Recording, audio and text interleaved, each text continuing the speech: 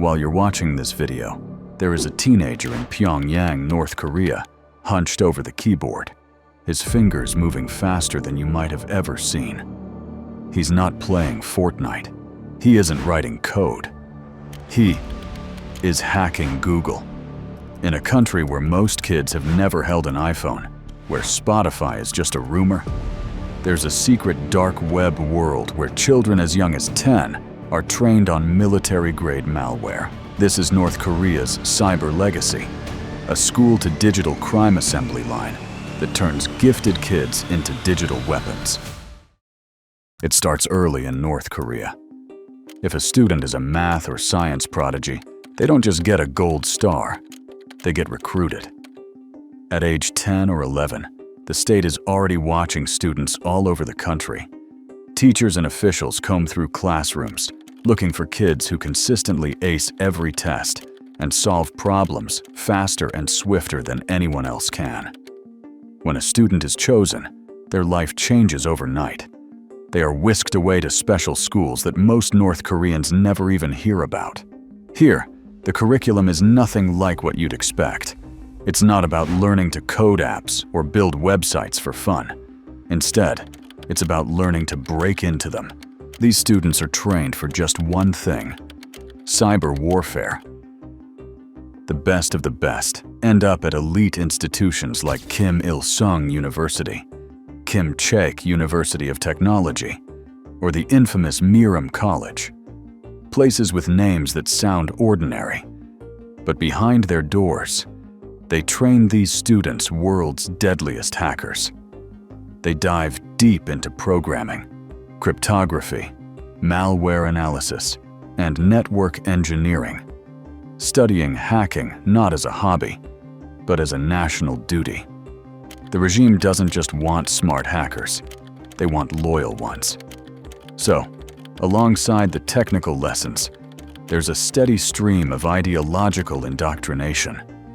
One thing is strictly set into the minds of these students. You're not just learning to break into systems, you're learning to do it for the glory of the Kim dynasty, to serve your country by serving in digital wars. The intensity is hard to imagine. Defectors describe a world where only the top students move forward. Every year, the best are promoted, the rest are left behind.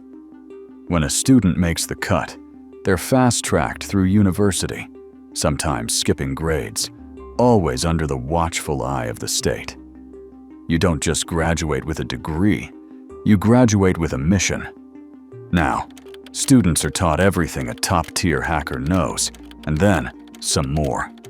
They're trained to break into Windows and Linux systems, build and deploy malware, run phishing campaigns, and crack cryptography. They don't have access to the latest tech at home, so they get creative. They use stolen tech manuals, pirated software, and even online courses from the West. Coursera, Udemy, or whatever they can get their hands on. The tools of the trade include industry-standard hacking kits like Cobalt Strike and Mimicots. And they don't just learn theory, they're allowed practical hacking runs, often targeting the very countries whose technology they study. You think this is it? But no, the training doesn't stop in North Korea. Some of the extraordinary students are sent abroad, often to China, Russia, Asia, and to the West. Their cover stories are simple. IT freelancers, software developers, and ordinary expat, but behind closed doors, they're sleeper agents. They live in plain apartments just like yours, workday jobs, but report back to Pyongyang. Their assignments include launching cyberattacks on banks, cryptocurrency exchanges, and government agencies. They blend in. But every keystroke is a weapon. Every email a potential breach. Now let's talk about what happens when these students complete their digital warfare education by taking the example of the Lazarus Group, aka Guardians of Peace, North Korea's most notorious cyber unit. To give you a preview, the Lazarus Group of North Korea has been linked to some of the most bizarre cyber thefts in recent history. In 2017, they unleashed WannaCry, a ransomware attack that paralyzed hospitals, banks, and businesses across the globe, costing billions of dollars in lost revenue and critical infrastructure. All traced back to a handful of hackers who started as school kids in Pyongyang. In 2016, Bangladesh National Bank Bangladesh Bank lost almost $1 billion in just a few hours. This attack, too, was manicured by the Lazarus Group, using nothing but just code and cunning. And arguably the most terrorizing, in 2014, the group hacked Sony Pictures, wiped data off 3,000 Sony computers, released embarrassing emails, and threatened violence and more attacks if Sony did not pull a film named The Interview, depicting the satirical assassination of North Korean leader Kim Jong-un. They've targeted everything from cryptocurrency exchanges in South Korea to ATM networks in India, sometimes pulling off simultaneous attacks in dozens of countries. At one point, North Korean hackers even set up fake job interviews with engineers at major American tech companies just to steal secrets and gain access to corporate networks. And their methods are constantly evolving. They use spear phishing emails that look exactly like official correspondence from banks or government agencies. They plant malware in seemingly harmless apps and games. Some have even posed as recruiters on LinkedIn, luring targets into sharing confidential information. And because they're state-backed, they have resources and protection that ordinary hackers can only dream of. If they get caught, there's no extradition, no trial, just a quiet reassignment. What's even more curious is how these hackers operate under extreme isolation. North Korea is one of the most closed societies in the world, yet its cyber operatives are some of the most connected and developed. They use encrypted messaging, proxy servers, and stolen identities to mask their origins.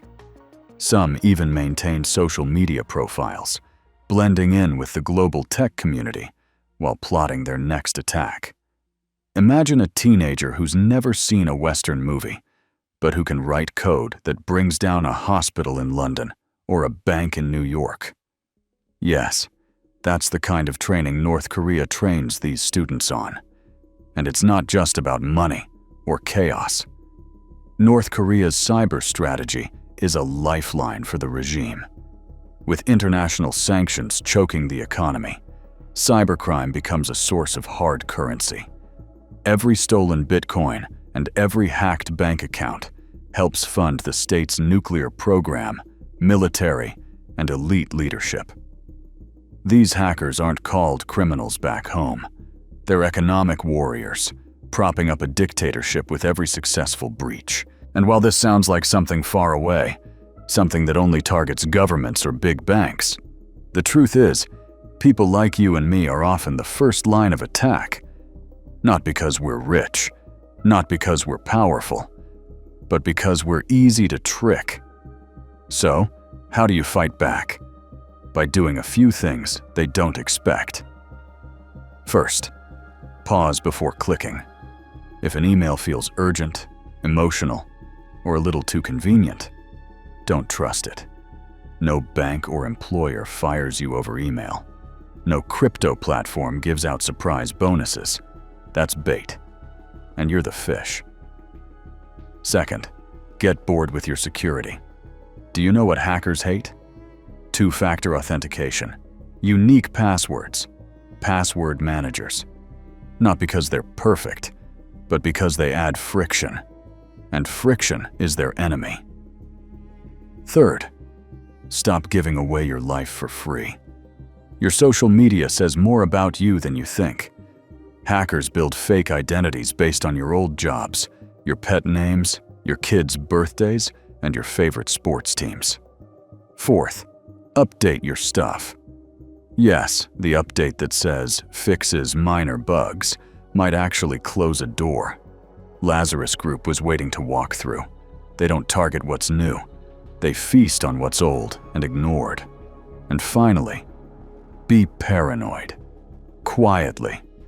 You don't have to be a tinfoil hat conspiracy theorist. Just be aware that you are part of the game now. Because the next time North Korea targets a Fortune 500 company, they might come through your inbox, your Instagram DM, your free Wi-Fi session at Starbucks. You don't have to be a cybersecurity expert to stay safe. You just have to stop being the easiest target in the room. Thank you for being till the end of the video. If you've ever had a close call with a scam, a weird email, or a suspicious link, share it in the comments. If you liked this video, press that like button so YouTube knows you enjoyed watching this, and subscribe to Dark Protocol for more cybersecurity stories that no one talks about.